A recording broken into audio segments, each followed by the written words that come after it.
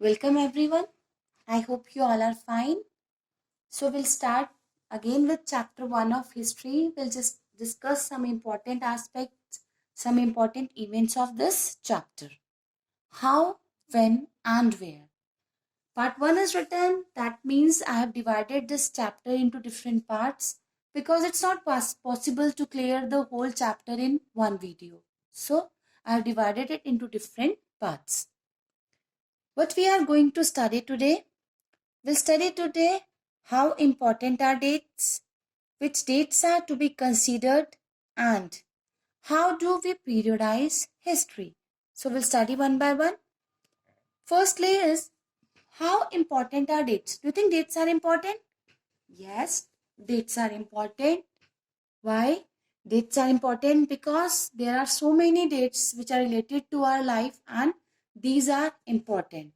So, like our vacations are important for us. Take the present example, like today we all are following the corona period and these dates are important from the nation point of view. Why?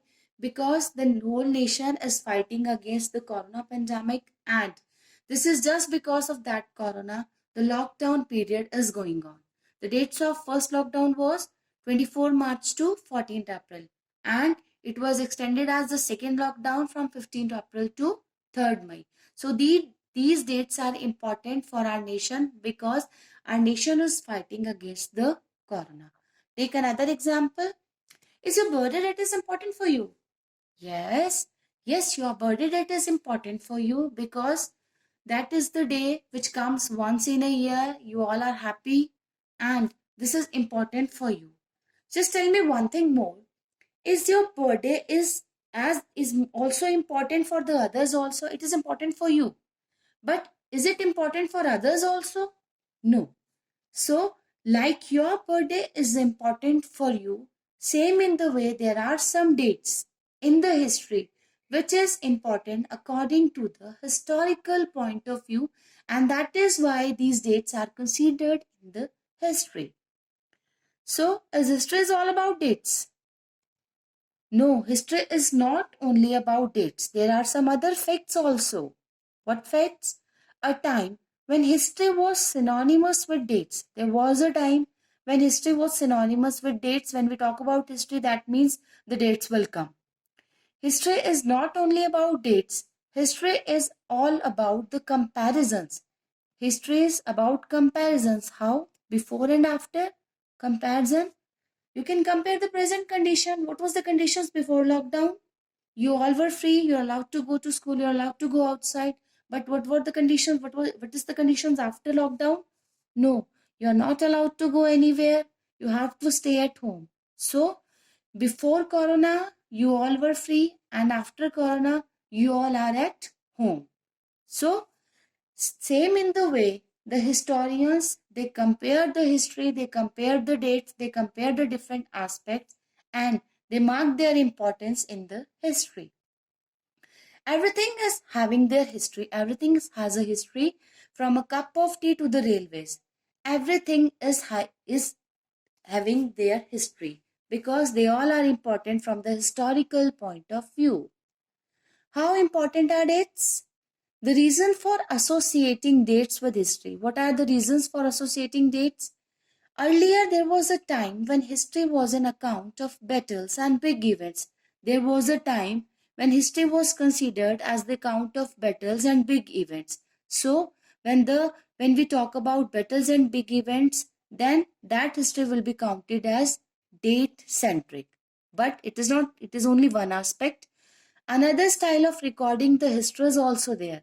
That is event centric. It is not date centric, and the event is how people they earned their livelihood, what they produced and ate. So there are two aspects of history. One is date centric and the another is event centric. So which dates are important? We'll study the dates we select, the dates around which we compose our story of the past.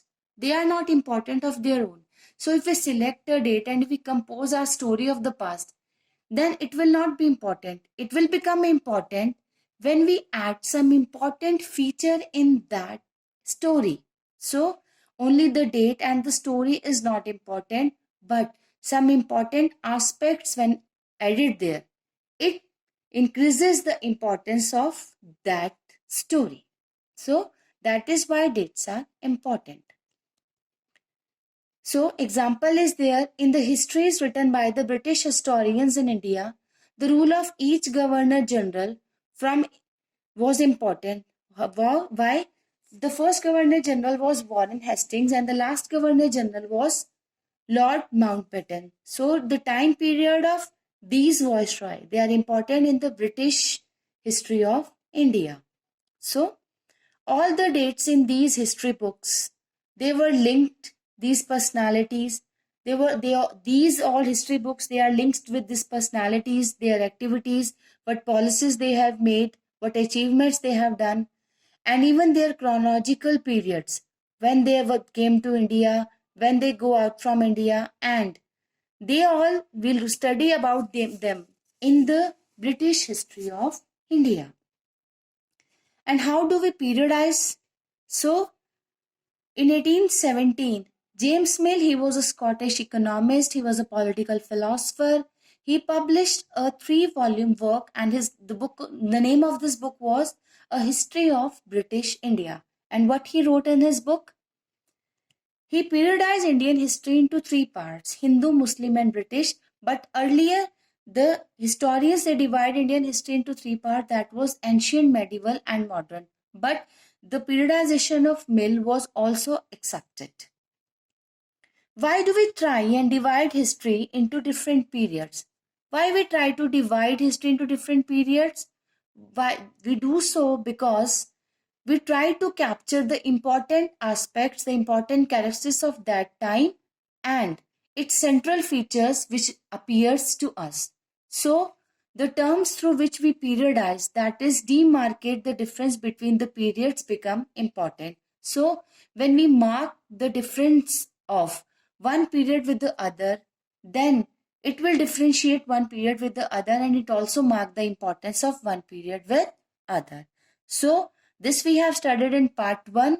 The rest we'll study in the next videos.